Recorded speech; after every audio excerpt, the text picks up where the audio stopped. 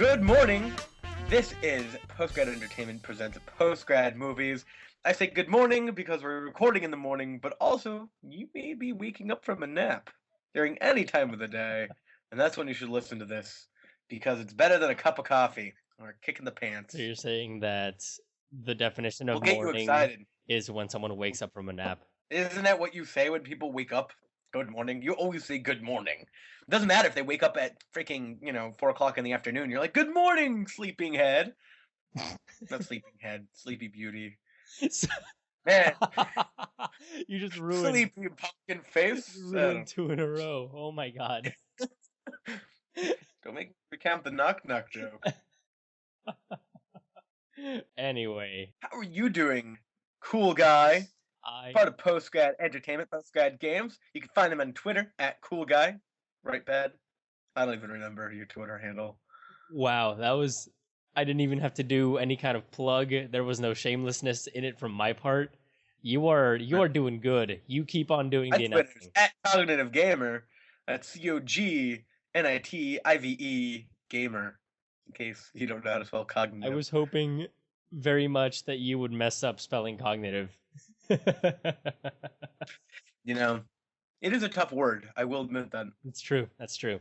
Actually, I've been messing up the word prosopagnosia a lot. Oh, yeah, I wonder why. Yeah, it's tough because I don't know if it's an O or an A after the first S. And anyway, I'm writing a paper on prosopagnosia, which is face blindness. People who can't see faces. Explain that a little bit for our listeners or viewers if you're on YouTube. Wink.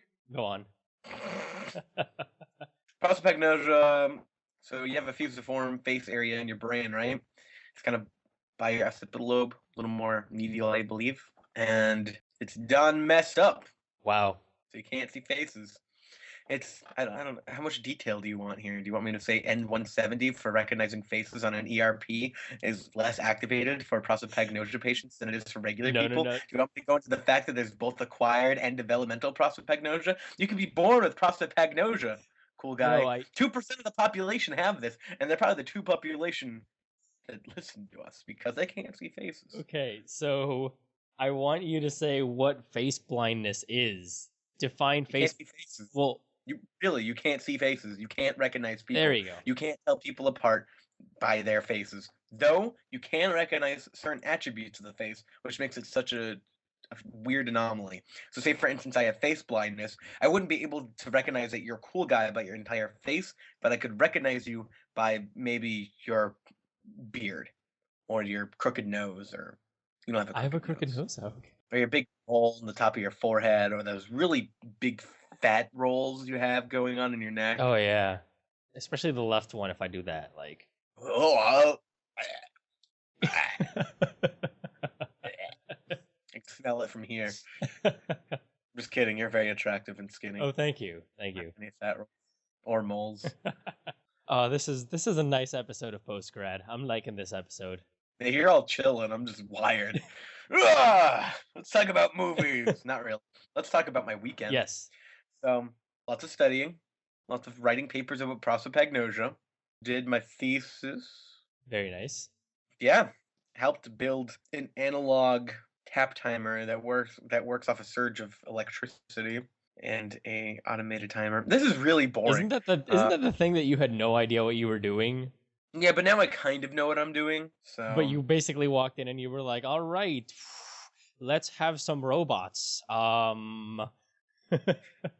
don't know. It's not really a robot. So imagine you're programming something on the computer that tests how fast you click, right? Yeah. But instead of doing code, each line of code is a little machine with a motherboard they hook up to other little machines. That's what I'm doing. It's technology out of the 80s that never caught on because computers came and were like, you know what, you could do this for 10 times cheaper and 10 times easier.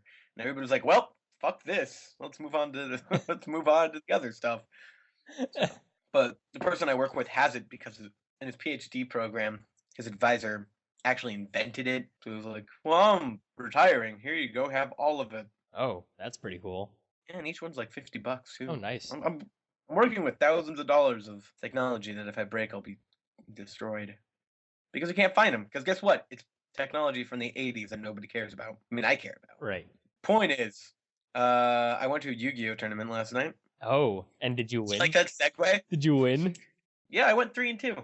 Oh, nice. So Yeah. what place would that be?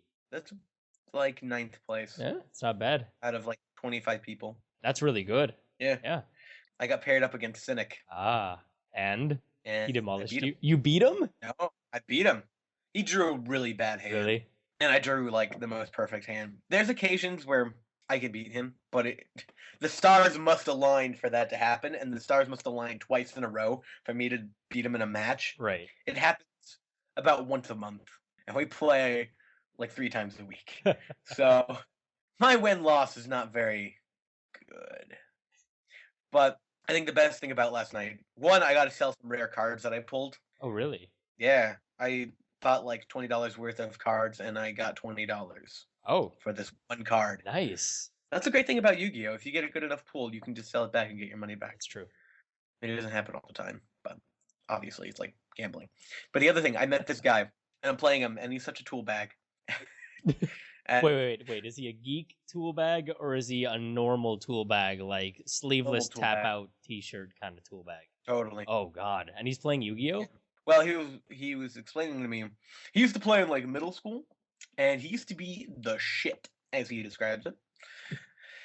And he would come in and be like, "Boom, destroy all y'all," because he has a Blue Eyes White Dragon deck, Oh, which was hot stuff back in the day. right. So now that deck is kind of garbage. So I easily beat him, which was very humanizing for him, I believe. But he paid hundreds upon hundreds of dollars for some of his cards. He has really good cards. He just doesn't have a way of using them. So it's almost like, you remember when you were kids and you play Pokemon and you see that Charizard card? Yeah. It's not Charizard. You could give a crap about playing the game. That's essentially what happened. Best part is, let me get to the best part. So I asked him, so how'd you get back into Yu-Gi-Oh? Well, he's like, I smoke a lot of weed, and I used to use them as rolling paper. And I'm just like, this is the best story ever. So he ran out of his cards to use his rolling paper, went out and bought some more, and he pulled actually a really good card that was like, I should start dueling again, as he rolled up his Karibo into a nice joint. Oh my God. Like, that has to be the best getting back into Yu-Gi-Oh story ever. Oh my God. Mine was, I need friends, and Cynic's here. Alright, I guess I like Yu-Gi-Oh again. Oh, that is wonderful. Holy crap. Oh, yeah. But, yeah, that was my last night. How was your week? How was my week? Well, let's say that the only thing of note that happened with me was that I started actually working in the field this time around. Not just, visiting and getting the layout of the area and whatnot, but actually Yeah. my first field work. Yay. I'm cheering for you. So- This isn't sarcastic. So, I'm happy for you. So once you graduated, you haven't really worked anywhere. no, it's been tough to find stuff, especially for Right. biology, because they have a really hard time finding people to do this type of stuff with them because they require very specific help, and they also require people to be trustworthy and all that jazz. So, for example, they won't really let people into working in certain areas because they got to make sure that the person knows about the animal, that the person knows how to collect data, that the person knows how to interact with the animal, or not interact with the animal if that's at all necessary, or that the person has done work using the tools that we're going to be using, stuff like that. And it's hard to find that type of a person unless you know people in the sciences that can vouch for you, basically. Mm. But thankfully, I was recommended to contact a professor over here by one of my professors from CSU, and I got an in through that because I got a recommendation there, and now I'm working. So it's pretty. Nice. How many things have you accidentally stepped on and killed? Oh my God, so many. Oh, that was the last rare black Chinese Puerto Rican chipmunk. Oh man, you have no idea. The amount of stuff that you step on accidentally, you're like, whoops, you just kind of get used to it. In the beginning, you're like, no, and you fall on your knees and you're like, why this world? And then like in a week, you're basically walking by going like crunch, crunch, crunch. Ah, damn it. And then you wipe your foot on something, crunch, crunch. You get used to it. So you killed an entire species in your first day of work. Okay, let me tell you the story of the snails. So, Oh my god. so in my house, Mm-hmm.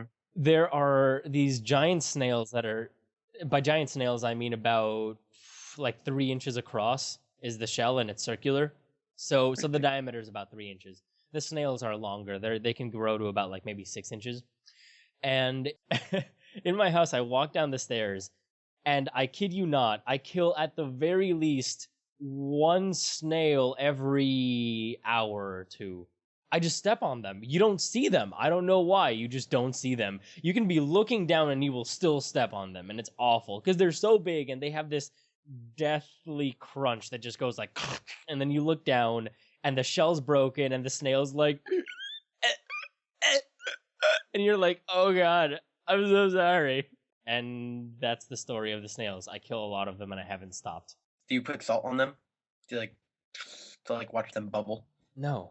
Does that work on snails? Or is it just slugs? Yeah, it works on snails. But no, Okay. no. Is that too cruel? Is that like That is is that a terrible way to die? that is a terrible way to die because they can't, or not that they can't, but it's more difficult for them to regulate the amount of water that comes in and out of their body. So basically what you're doing when you throw salt on them is the salt pulls all of the water out from inside of their bodies and they dry up. So it's the equivalent of you shriveling up into dust. That's what you're doing to them. That's scary. Yeah. Wait, what happens if they accidentally roll over salt in like the wilderness? Well, they'll be going around, and then if they touch some salt, they'll be like, "Oh, that's salt." It's like, think of it as us getting kind of close to Something hot. yeah, something hot or something really really cold, like Right. an ice cube that's really cold, because you're able to feel the heat off of something, but they won't be able to feel it until they touch it. So it's like touching something that's so cold it burns. So you touch and you're like, "Nope." I'm just saying, like, I don't know. There has to be hidden sodium somewhere that they roll over and just. Well, I'm sure it happens some points. I mean, they can touch a halite rock accidentally and shrivel up. Yeah. I would hate to be a slug or a snail. Oh my god! This is why nobody listens to us. I'm gonna move on to more interesting things. So in my field work, basically, Right. I will tell you exactly what Mhm. I did in science Yeah. terms, and then I will Okay. tell you what I did in normal people words. Okay. Okay, so We're playing the game. Science or I don't even know. We should really think of this beforehand. so basically, the first thing Okay. that I did was I woke up really early, like 5:45 or something, because these Mhm. animals are mostly active in the early morning and in the dusk time. So I woke up really early. All that evening. Evening. No, I call it dusk time. It's more scientific. Okay. So I woke up and we went out and we made sure that we got enough food so that we could treat the animals with acclimation to recapture cages. And basically what that means is we walk outside, wash some tubes that have food in it, and put those tubes in this hanging cage that's about 15 feet up or so. And Like a bird feeder. yeah, a giant bird feeder, but it's to get the birds used to the fact that they can eat there, and then every once in a while we capture all of them and we count them. So that's pretty cool. And for the record, these are not just any birds, these are the Puerto Rican parrot, which is critically endangered and has gone up from 13 members of their species all the way up to 500 right now. Cool. How big are they? They are Are they like normal parrot size? That's a big bird. I would call them about African gray parrot size. So like What? Thanks for that comparison. so maybe Okay. 9 inches, a little bit bigger, like 9 to 12 inches. That's a really big bird. Yeah. That's like a foot. That's like a Subway sandwich. It is. Yeah. That's a lot of food. Yeah, that is a lot of food. So we fed them and all that type of jazz. Then after that, we went out and we embarked upon some telemetry work to try and gauge how many of the birds are still living and how many of them are dead. So what that means is We went out into the forest. I held a giant antenna, and we walked around in circles. Wait, how does that count birds? How does that count birds? So what happens is the antenna. I'm Yeah. holding an antenna, and it's linked to a receiver. And what Okay. happens is the birds have radio collars on them, and Mhm. I start walking out, and then I basically hold the antenna up, and I can hear the beeping. So I follow the beeping, and it gets louder or it gets quicker, and I can find animals that way, basically walking and trudging through the forest. How big is this antenna? How big Is is? it like pretty big? Because I see you. Oh, the antenna is about maybe 3 or 4 feet long. That is a big antenna. Yeah, so I just hold it and it goes out. It's a jutting metal bar that goes forward, and it's got 3 or 4 perpendicular metal bars that go up it, and it just picks up the information. So I see you just running through the forest holding this gigantic machine, just looking good. Ah! I'll save you, parrots. When do you go back? I go back tomorrow, actually. Oh, this is like an every weekend Yep, it's thing. an every weekend thing. Oh, but the best part. Okay, so Okay. I participated in, Mhm. I think they were calling them endurance tests for the birds that were getting ready for release. And what that means is... Put them on a little bird treadmill. No, what that means is you go inside of the cages where we house the birds that are getting ready to be released, and you chase them around with a giant stick that has a net. Wait, how does that test their endurance? Basically, we're trying to make them be able to endure long distance flight. So we go inside of the cages and we chase them around for certain intervals. So we start working them out. And in the beginning, you work them out for like a minute of just chasing them and making sure that they can't stand still in one spot for too long, making them purposefully need to fly from one cage to another and from one tree to another.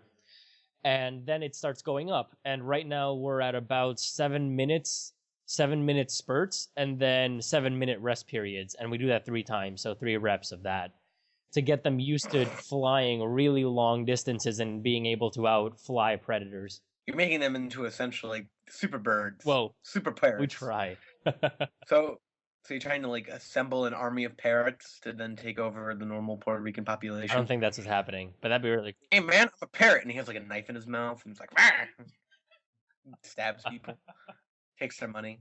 I would like to live inside your head, but I feel that would be terrifying. Yeah. But come on, you're trying to make these parrots better parrots. Well, they gotta survive outside. Have you ever heard of natural selection? They just need to die. See, If they're not fast enough, why should they live? because we can train them to be fast enough. We have the technology. What? But yeah. Anyway, fun stuff. Parrots. Yeah. So. Birds, man.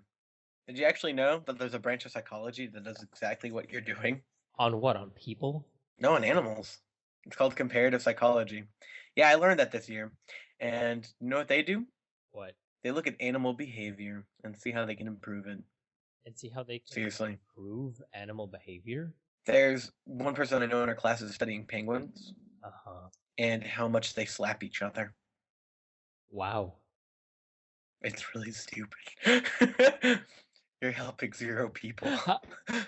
Wait, but they try and improve animal behavior or use... So essentially, because they're in captivity, like they're in a zoo, Mhm. this is the branch that they're studying.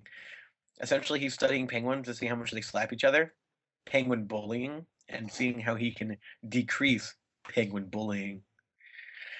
Sigh! That is hilarious. That is hilarious. There's another one that a girl's doing flamingos, Okay. and they're just trying to make their lives better by adding playthings for them. So basically what you're saying is this is all, comparative psychology is all applied to zoos? No, but that's what the professor here is at St. Joseph's does, which is really cool, but I don't think it belongs in the psych department. No, that's No definitely offense. animal behavior. Right. So like just having a presentation of somebody doing animal behavior is really awkward. It's like nobody cares. Nobody Yeah. cares. I mean, I'm But- doing animal behavior now in the stuff that I'm studying. So am I a comparative You're not in psychologist? psychology. You're not. Well, technically no, because you're not studying their behavior. Nope, actually I am. I'm also, one of the things that we're doing is recording calls of the birds to study regional dialects. Well, there you go. You're learning what language the Puerto Rican parrots talk. Exactly. Hey man, I'm a pirate. Mm-hmm. Wow. And I thought your accents couldn't get worse, but I guess when you move into Hola, ¿cómo estás? Me llamo Parrot de Puerto Rico. when we move into animal accents, your accents just go up to another level. This is wonderful. Thank you. But anyway, comparative psychology. Anyway, all right, let's get out of this parent talk. You know what we did this week too that I'm sure you did as well? Watch movies. Thor. We watched Thor. Thor 2. Thor 2. Thor: The Dark World. All right, give me the stats. Give me the rundown. Okay, so Thor: Go. The Dark World. Get it too. Are we gonna have a new intro for theaters every single week? There was one last week. There was one last week. I think there was. Anyway, Thor on IMDb has 7.7. On Rotten Tomatoes, it's got a 65% with a 38 top critic score. Metacritic has a 54%. It is directed by Alan Taylor. It stars Chris Hemsworth, Natalie Portman, Tom Hiddleston, Anthony Hopkins, Christopher Eccleston, among others. So, with that out of the way, let's start talking about it. That was fine. Yeah. I thought on talk over. Let's Oh, it's gonna make lots of money and it's okay. Let's move on. So that would fall under the one-line synopsis. I think my synopsis is it was better than the first one. So yep, I will agree with that. So, but is that actually a good thing? Or is that like a compliment? It's better than garbage. I don't know. I didn't think the first one wasn't garbage. Yeah, I didn't think the first one was garbage. I just thought it was a decent movie, but it was hollow. As I've always said, it was missing something. Right. It felt like it was missing something. The people who wrote Game of Thrones or writes Game of Thrones wrote this one. Yeah. And Alan Taylor has directed a lot totally tell. Yeah, Alan Taylor has directed a lot of Game of Thrones stuff. So yeah, you can definitely tell this was Games of Thrones because so many people died. Well, that and I was like, oh, everybody's getting stabbed. Okay, that one scene where it's that big, it was like the Forsaken or the Damned or whatever it was, the Cursed. Yeah. And he gets stabbed, and then he takes Loki and then stabs him with the thing he stabbed with. And I was like, that was awesome. And then Loki lived, which was stupid. That was wonderful. That was legitimately wonderful. That was one of the coolest fight scenes ever. Yeah, it's like the scene in Lord of the Rings where the Uruk-hai gets stabbed and he just pulls the sword in closer and then growls at him and then he gets like chopped. Exactly, yeah. It was great. Yeah, there's some moments where you thought, man, this is badass. This right here is badass. Yeah, it was. The action scenes were superb. They were wonderful, wonderful. Yeah. Though the story was stupid. The story was all right. I really like the dynamic between Chris Hemsworth and Tom Hiddleston, though. Thor and Loki, they did well together. They did really well together, especially when they were walking out and Loki kept on turning into different people, and then he turned into Captain America. Oh, that was really funny. That was probably the funniest part of the whole movie. That was really funny. Oh man, it's a bit tight, but whew. Had to throw that Avengers reference in there. Oh god. But it's just really funny. I thought he was gonna turn into freaking Robert Downey Jr. Yeah, yeah. That's too expensive, man. You can't get Robert Downey Jr. on the set. That's for less than a few $100,000. That's true. But besides, Captain America's the next movie that comes out, so exactly, yeah. The priming going on there. Yeah. Hey, Captain America, get excited! Woo! Yeah. But yeah, I thought that it was a really cool concept. It was really interesting, and it was really enjoyable. It was a fun movie. It was a fun movie, and I took Cynic. And? He's never seen the first one. Oh. And he's never seen the Avengers. Okay. He liked it. Oh. He thought it was really cool. He really enjoyed the lore because it dived really heavily into the lore. Yes, it does. It was. Hey, guess what? Viking gods are real, and guess what? They're aliens, and guess what else? There's other aliens, and guess what else? They're awesome. But he loves World of Warcraft. Right, lore. The lore probably has to be all of it. Yeah, basically the history and the lore and the technology and all the type of stuff that goes into a universe. How it works, basically, what makes it tick. I really liked it. There's a lot of. It was very deep in that sense. It was. That you could actually see that they're in the breathing universe. But it was shallow in the sense of human interaction besides Chris Hemsworth crying over dead bodies. That's true. No! My mom. Can I say Oh, that my brother. I really found it annoying when in the trailer for The Dark World, how it ended with Chris Hemsworth going like, no, every single time. And I thought that was the most awful no ever. Because he was trying to do a deep voice while being upset. So it came out as a weird gurgle. It was like, no, the entire time. You should definitely edit that in.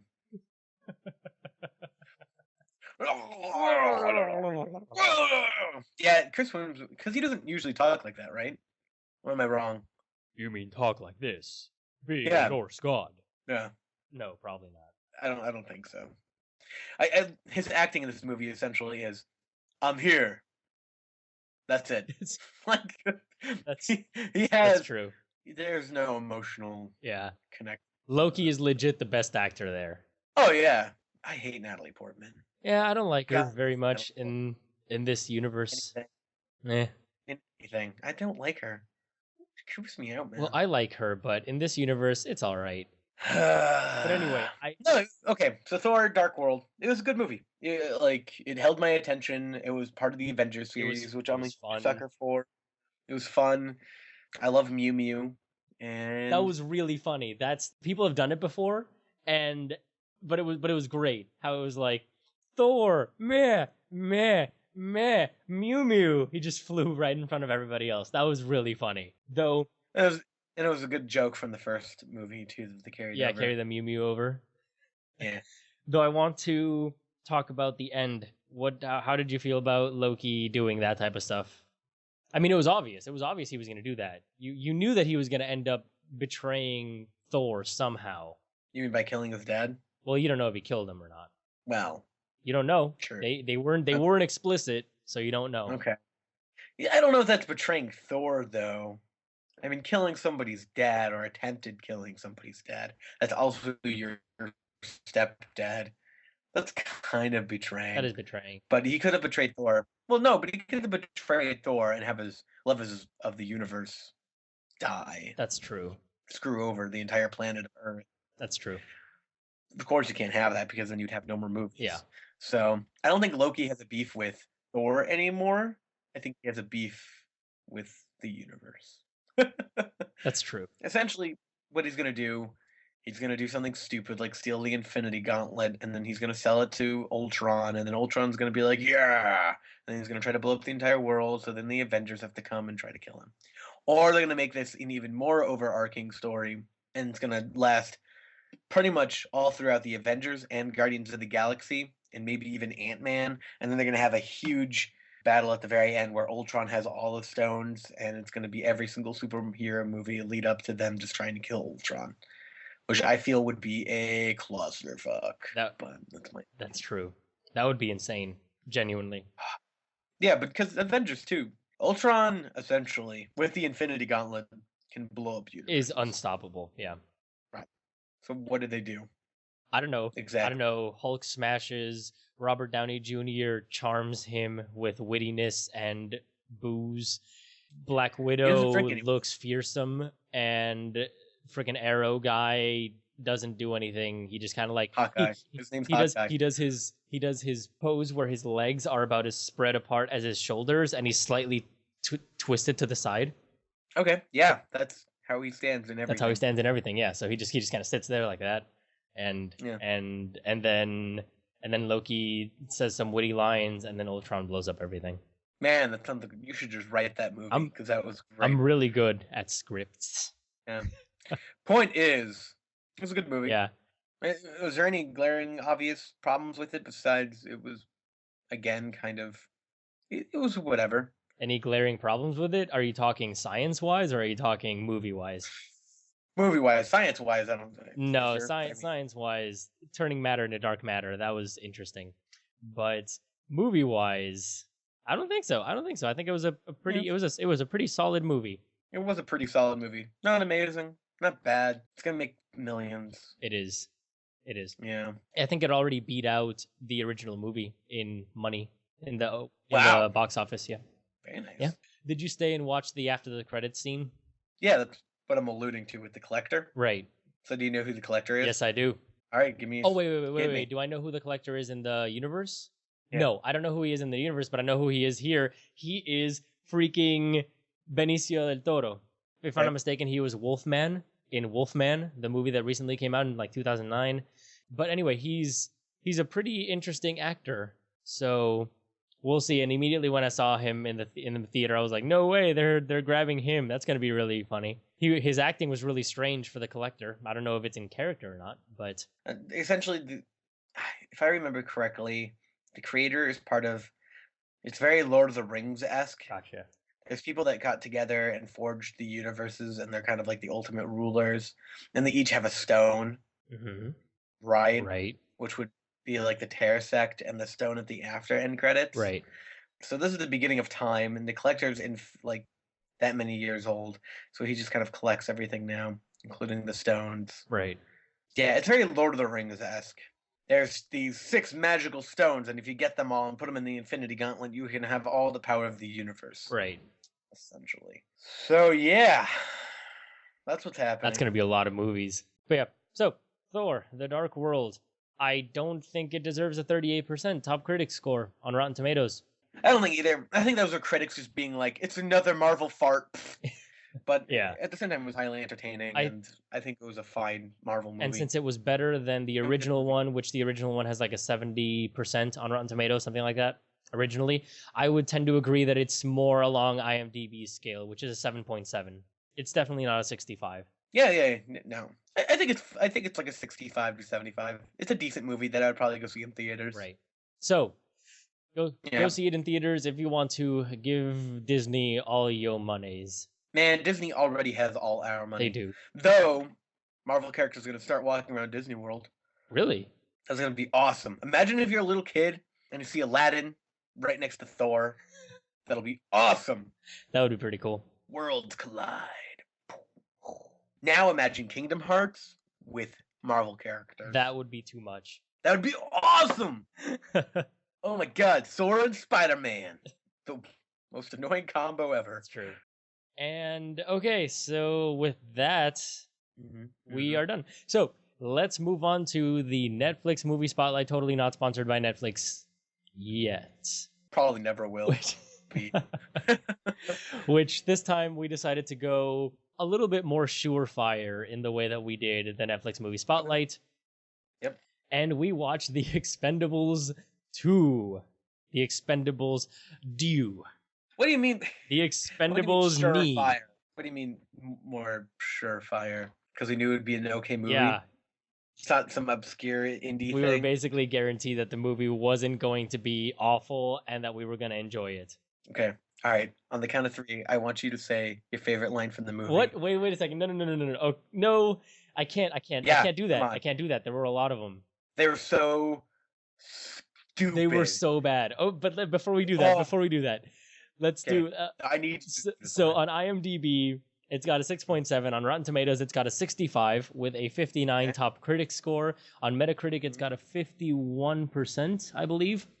It is directed by Simon West. It stars Sylvester Stallone, Jason Statham, Jet Li, Dolph Lundgren, Chuck Norris, Jean-Claude Van Damme, Bruce Willis, Arnold Schwarzenegger, Terry Crews, Nan Yu, and a lot of other action movie stars. You said all the good ones. Yeah, I said all the good ones, but... All right, favorite line from the movie. Go. No, you go first. Which one's your favorite line? Okay. I now pronounce you man and knife. And he just stabs him. And I'm like, oh, this is so bad. This is so bad. That was probably my favorite line from that movie. And it was so self-aware of how... Wait, I got you. Okay. My favorite line is, sometimes a lone wolf likes to run with the pack.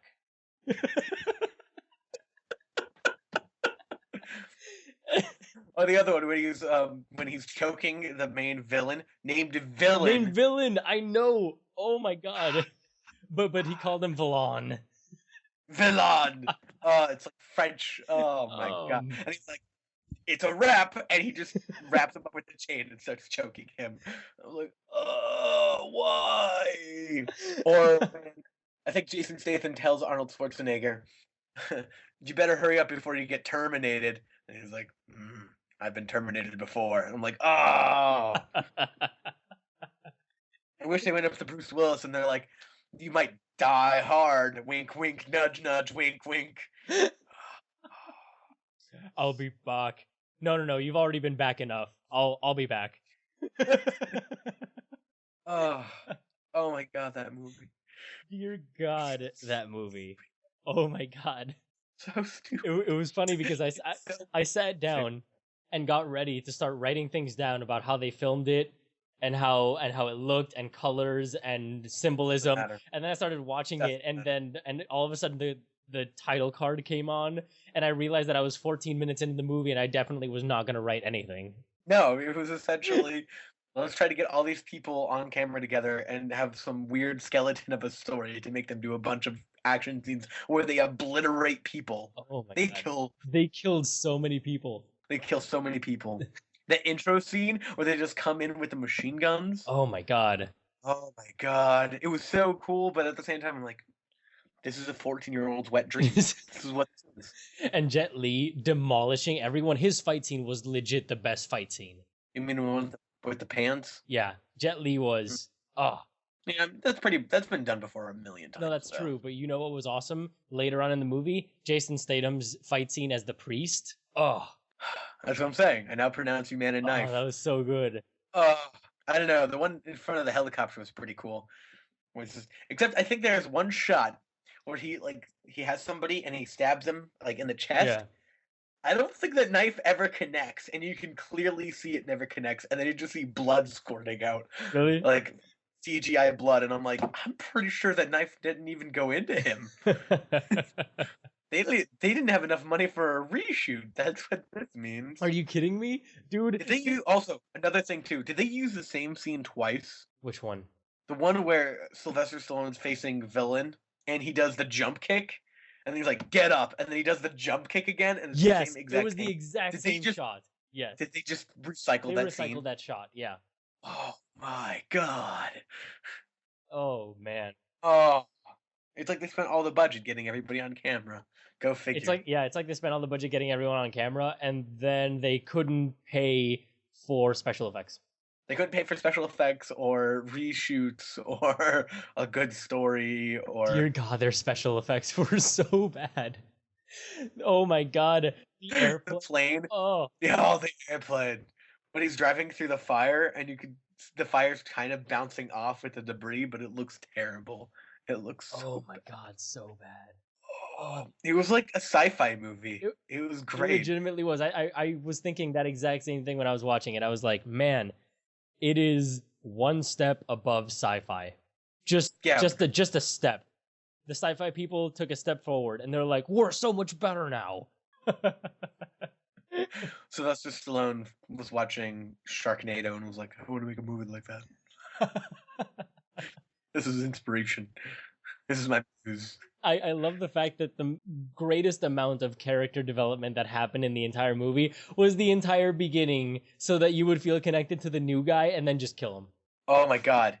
That, and then also, what was it, Jason Statham's backstory? No, it was the soldier's backstory. No. It was the guy who died. And he was like, I went to Afghanistan, and for some reason my leading commander did not call in for help. I found 5 of my buddies dead in a ditch. Then I went home and they killed my dog. And I'm like, okay, this is overkill. We get it. You had a bad time in war. Oh my God. And then I found a girlfriend and my life is better. And now it's dead. And then the entire time it was just alluding to his future. They were like, yeah, you should go. You're a really great sniper. You're going to go far. Or, oh, you should go up there or whatever. And the guy was like, I can do it. And then it's like, don't overexert yourself. And he's like, I got it. And they're like, man, he's so young. Can you do that? Nah, man, he's got a bright future ahead of him. Just over and over and over again. Oh man, this guy, we got to get him back to his girlfriend. He's going to be so happy. Just over and over again. And then boom, dead. It's such a stupid movie. It's one of those movies where you just have to sit down, get some pork rinds, and enjoy yourself. Like, unfortunately, it's enjoyable in how bad it is. I really did. I really enjoyed it. I Yeah. did. And the movie felt like it ended really quickly. I felt like that I could totally see like 5 more explosions, 15 more giant battles where everyone died, basically. Yeah, I mean, it didn't even matter where they were going because you just knew they were gonna start fighting. Exactly. Yeah. Also, did Terry Crews' arms freak you out? It looks That's weird. because Terry Crews' arms are always terrifying. Terry Crews is They terrifying. just look full of no, it looks like he had bad implants or he did steroids. Have you seen And he Terry has like that. Crews in the Old Spice commercials? Are you kidding me? Yeah, I know, but Insane. they look better. He's insane. I know. It looked like he did steroids. That's all I'm saying. I'm sure all of them have done steroids. Oh, a really funny part that I really enjoyed was when they both put on their little knuckle things and they went into the bar, and all of a sudden the dude stands behind him, and Jason Statham just goes like, "Hey, that's a really big guy." And then Sylvester Stallone is like, "Whatever, man, we're gonna fight him or whatever." And then he turns around when Jason Statham looks at him, and then they both turn back around, and Stallone goes like, "That is a really big guy." And Jason Statham's like, "I told you so, man." I really liked it. They were. It's like the grown-ups of action movies. Except way better. Way better. I don't know about that. See, grown-ups is just bad. Expendables is bad. It's so bad it's good because that's what you expect from an action movie of this quality. Well, see, It reminded me of Ninja Assassin. See, I don't think that Expendables is so bad it's good. I think that Expendables 2 is a really good bad movie. Because there's a difference between being so bad you're good that's true. And being a really good bad movie. I guess that's true. Also, you can't expect much for anything that Stallone writes. That's true. Did you know a third one's coming out? Well, yeah. Yeah. Yeah. Do you know who gets added to it? We totally talked about this. Anthony Banderas, Wesley Snipes, not 4 weeks Mel ago. Gibson. I know. Harrison Ford. Okay, I really hated Kelsey Grammer. I really hated the fact that when Chuck Norris came in, he delivered his joke. He delivered his own joke, but he didn't deliver it well. I don't think he's known for being a funny guy. I know, but he didn't deliver his joke well. He delivered it kind of like he was joking, where he should have delivered it with rugged strength. I don't know, give me an example here. Hit me. He should have said, he did the snake bite one. Stallone was like, he was once bitten by a king cobra. And then he says, yeah, and after 12 agonizing days, or whatever he said, 12 agonizing days, the cobra finally died. That's what he said. That's legit how he said it. Whereas Stallone should have been like, hey, he was bitten by a king cobra. And he should have been like, yeah, and after 12 agonizing days, that cobra died. Just, more action movie, more gritty, more awful, cliche. I don't think that's a style, man. I know, but... Texas Walker. I should have done the Terry Crews style when he's just yelling, "Ah, the snake died! Ah, after it bit me! Ah!" It punches everything out of the air. Ah, yeah. Yeah. But yeah, it was an enjoyable movie. It was, what are you gonna do? You want to watch things blow up, or you gonna watch the movie? It was a movie. Yeah, it's probably one of the better action movies on Netflix. It is. I think the most mindless action movie. Oh, definitely. There's better action movies as far as story and plot, like Mission Impossible Ghost Protocol, which is an amazing movie. But if you're just looking to see some over testosterone men in a slightly racist/sexist movie, watch Expendables 2. Actually, speaking of sexism, was this movie sexist or was it just me? No, I didn't think it was sexist. Okay, they're like, women, you stay out here. I'm gonna go fight the big person now. That doesn't matter because, and I will explain to you something. I watched this movie and then I thought about it and I was like, wait, this movie, by the feminist standards, totally fulfills the Bechdel test. More than 2 women characters. Exactly, yeah. So get this. For all of you who don't know what the Bechdel test is, it's a test that was formulated in a comic strip in like the 80s, where one of the comic book characters basically says, yeah, man, a movie has 2 women and blah, blah, blah, and lays out this groundwork for testing if movies are sexist or feminist or not, or maybe macho, whatever. So the Bechdel test says that to pass this test, a movie must, number 1, have at least 2 female characters. They don't even have to be a lead character. Number 2, The movie has to have both of those female characters speak to one another or talk with one another. And number 3, when they talk amongst themselves, they must talk about something that is not a man. And that is how you know that it passes the Bechdel test. And they totally did. I don't think that test really is that valid. Yeah, it shows that there's actually women in the film. But as far as the context goes, when Sylvester Stallone is like, no, woman, this is man's work, I feel like that's a little bit degrading. Except for the fact that she was legit and totally proved herself time and time again and impressed everybody. No, agreed. I agreed. But at the same time, it was... I don't think that... It was almost like reverse sexism, because it was like, no, she's a woman. She doesn't belong in this club of men, which was stupid to begin with. But then it was, oh my god, she's actually awesome. And it's just like, it's so cliche, it's so broken. It's I mean, that's the point. It's a stupid... It's like when you make a movie about black people in the, in the 50s in America or whatever, and they're being... It's essentially white guilt. And this is essentially male guilt for males. Right. And, it's like... Yes, I understand you're making a point in a way, but at the same time, it's so hollow and stupid and cliche. It really shouldn't have been the point in the first place. But anyway, I also slightly racist. I completely agree, but I mean, that's the point. It's a stupid movie that... Oh, yeah, totally. No, I agree. I'm not saying, no, it's a really stupid movie. And I'm not saying this is, degrades it at all. It's just, it's so meatheaded. It's really straightforward in the way it says things. Because its audience is meatheads, so... If every single scene had one of the overburly men take a can of beer and smash it with their foreheads, I wouldn't be surprised. Just every single scene. Though it's funny because this movie definitely passes the Bechdel test. Because, number 1, it has Nan, and I was watching for it. It had Nan, and she didn't do anything up until all of a sudden all of the women were shooting at them in that random place where the miners were stolen from.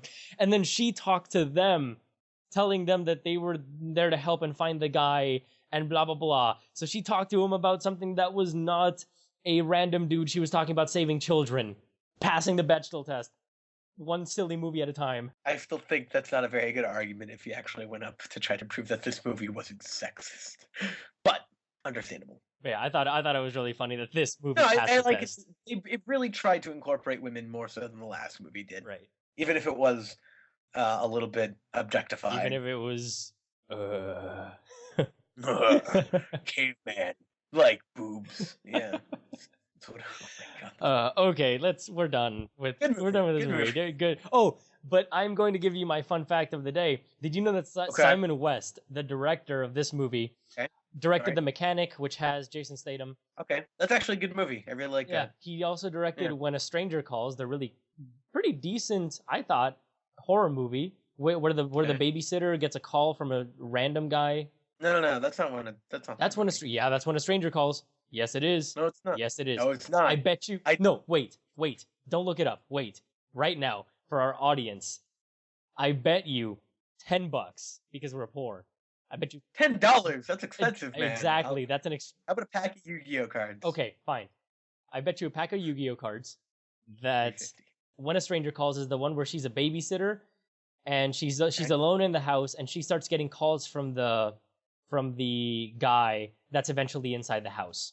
I bet you that's what it is. Agree with me right now. Agreed. Boom. Okay. We'll be back in a second. God damn it, you're right. Yes. Yes. Yes. All right. It came out 7 years ago. No, 7 years ago. Yeah. I remember the movie because I remember a bunch of shots in the movie because it was filmed way better than I thought a horror movie was going to be filmed. So I remember the shots in the movie. Half decent. Yeah.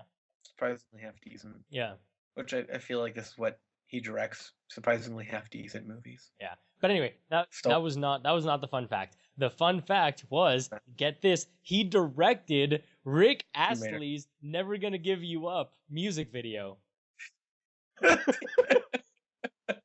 Also, Con Air, the best movie ever. What does that require for that video? Alright, now you're gonna sing Never Gonna Give You Up for 1,000,000 times. Never gonna give you up. And I'm gonna fade in from a mid close-up shot to a close-up shot of your face. You ready? I'm ready, man. Oh my god. Ready? You have that white suit?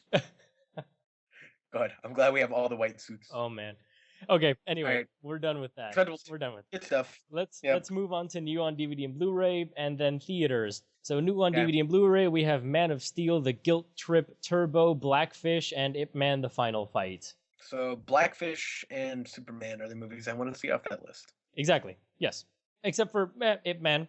I want to see Ip Man as well. The Ip Man movies I are haven't seen phenomenal. the other ones. Yeah, that's what I've heard, but Yeah. it requires an investment from my part. I've seen the original Ip Man and it was great. It was such a good movie. Aren't there like 5 of them now? Is this the 5th one? I don't know. I think there's only 3, but I could be wrong. Because Ip Man is an entire mythos.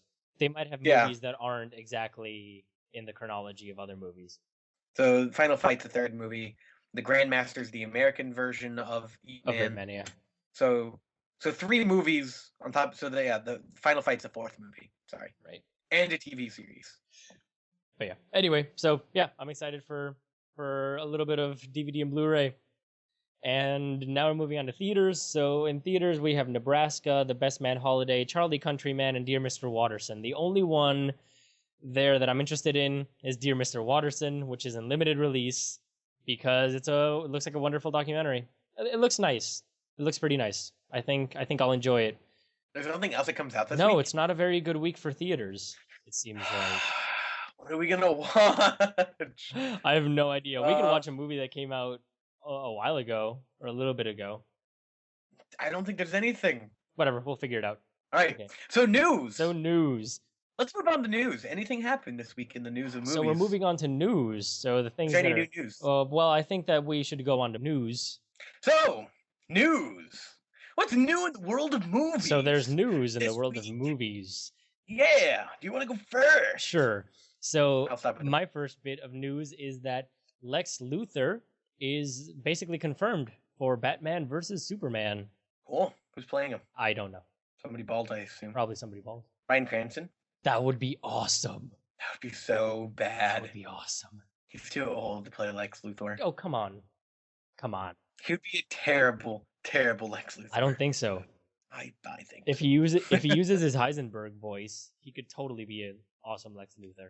No, Lex Luthor is supposed to be more. I know. Kevin Bacon-esque from. I know. X-Men World First Class World Series baseball. X-Men First. So what you're saying is definitely not that. X-Men 1 First Class. There we go. Yeah, totally. No, he's not. Yeah. Anyway. Your turn. News. Give me news. That's all you have? No. I just figured we would go one and then the other.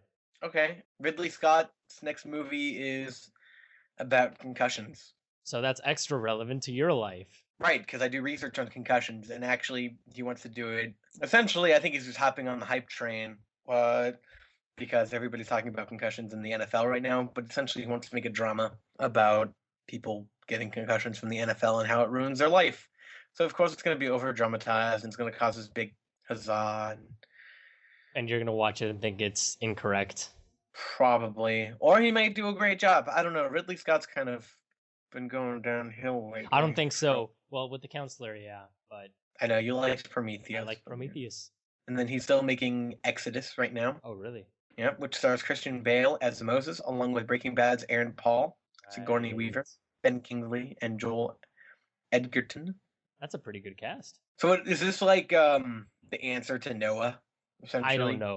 Maybe movie. It's like they're making Noah. It's gonna be this huge biblical movie. Better come out with our own and beat Noah to the punch. I think Noah will come out first. Hmm. So if Noah does really, really good, then they'll come out with Exodus, and they'll be like, it's another Bible tale. Yay! Which I think it sounds cool though. I'm into Moses, right? Doing stuff. Ridley Scott will probably ruin it though. I don't think so. Mm-hmm.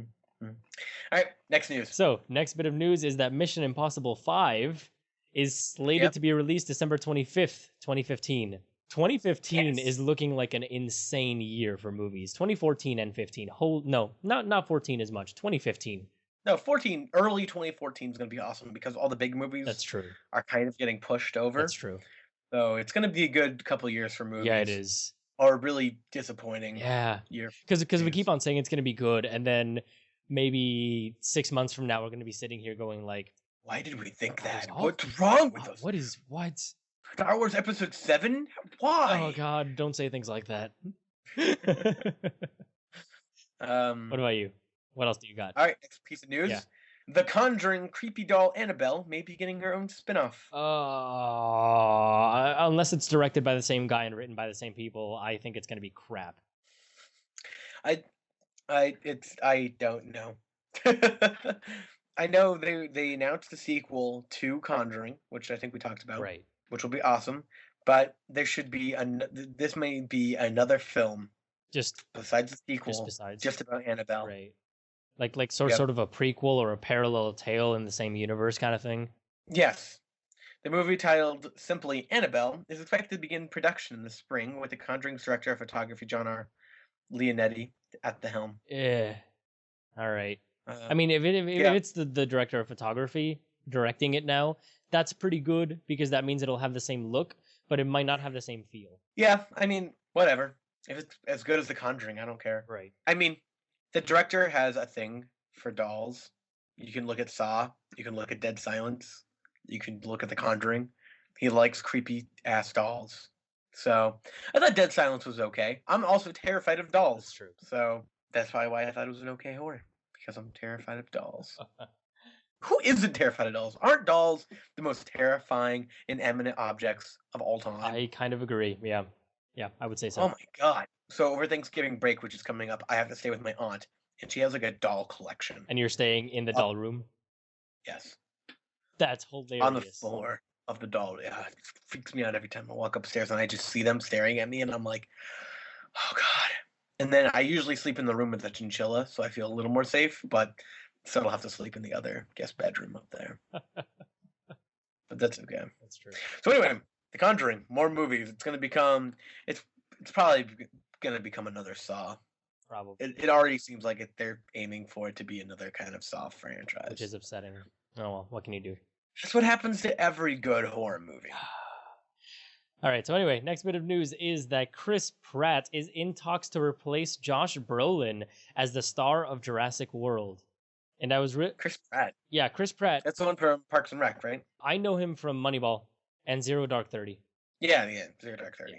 He got buff for that movie. Yeah, he did. And then he got fat again. Yeah, he did. For Park. And then he's also doing the voice of the Lego movie. Yep, awesome. Exactly. Though I really, really like Josh Brolin because he's a great actor. He was the young Agent K in Men in Black 3.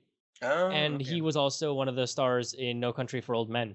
He's a really good actor. Chris Pratt's okay. Though it's the Lost World, man. Yeah, but I think that Josh Brolin is definitely the better choice for it. So, but you don't even know what kind of part they're writing for. I think Josh Brolin would be a fine, kind of more serious. But, exactly. Yeah. Well, I don't know. Pratt was also really serious in Zero Dark. I don't know. Well, I think it's fine for a movie that's called Jurassic World.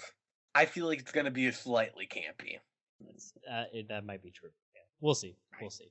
Yeah. So, what about you? More movie news? I'm out. Yeah, Independence Day sequel has been pushed to 2015. Now it has been pushed to 2016. Sorry. Oh, thank God. Independence Day. Yeah. I was gonna say, well, we just ruined the streak of 2015 being a good year for movies. Yep. So it's been pushed to 2016. Fantastic Four is getting a new movie. That's another one. Yeah. 2015. Hopefully, it won't suck like the original Fantastic Four. Yeah, I mean, it comes out around the same time the Avengers: Age of Ultron and Batman vs Superman. Right. Assassin's Creed movie really got pushed to later in 2015. That would be cool. An Assassin's Creed movie. The Untitled Vince Vaughn movie will be released in 2014. Yeah. I don't like Vince Vaughn. I don't like his new movie. Looks okay. The Delivery Man. No. It looks okay. It looks better than the last movie that he crapped out. No, it looks like every Vince Vaughn movie ever. That's what it looks like. That's not true. Dodgeball was a fine movie. Yes, Dodgeball was a fine movie, but that's about it. That's legitimately about it. And that movie was Wedding Crashers was actually that movie was kind of shit. Yeah. Vince Vaughn wasn't the one that carried Dodgeball. The one that carried the people that carried Dodgeball was the supporting cast. It wasn't Vince Vaughn. Yeah. It was everybody else in the team. What else was he in? Nothing that I care. Okay, okay. I feel Um, strongly about my disdain for Vince Vaughn. apparently, Jesus. All right, and then study finds gun violence in PG-13 movies has more than tripled since 1985. Well, yeah, because all the movies got 14-year-old boner actiony. That's I mean, I saw this news article and then I watched Expendables 2 and I was like, that makes yeah, sense. yeah, I Yeah, think so. Yeah, yeah, yeah. That movie is not rated PG-13. That movie is rated yeah. R for pirate action. Wow. Just kidding, pirates. So yeah, are we done with movie news now? Man, do you even care? No, I don't. So the article kind of is saying more movies are using guns. Is it time to implement maybe like a PG-15? No, why? That's stupid. No, that's dumb. Yeah.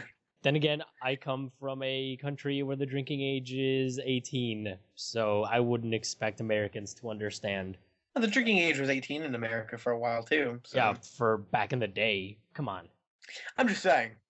I'm just saying. I'm just saying that is a stupid idea.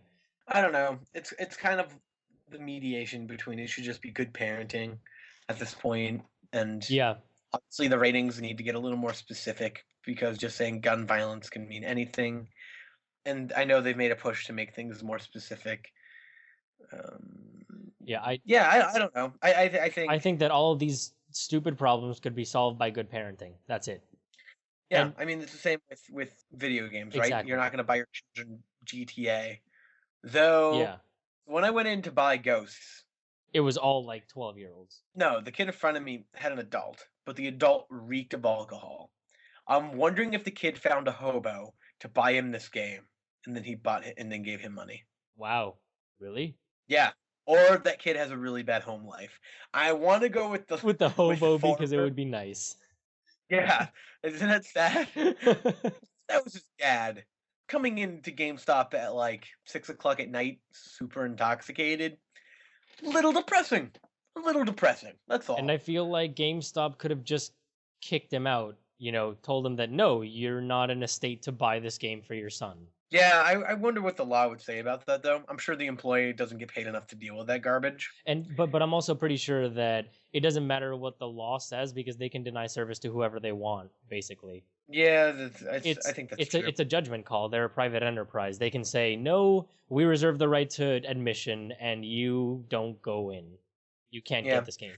But I don't think Call of Duty is the worst offender. No, Quite no, it honestly, definitely isn't. if you play, it's so unrealistic.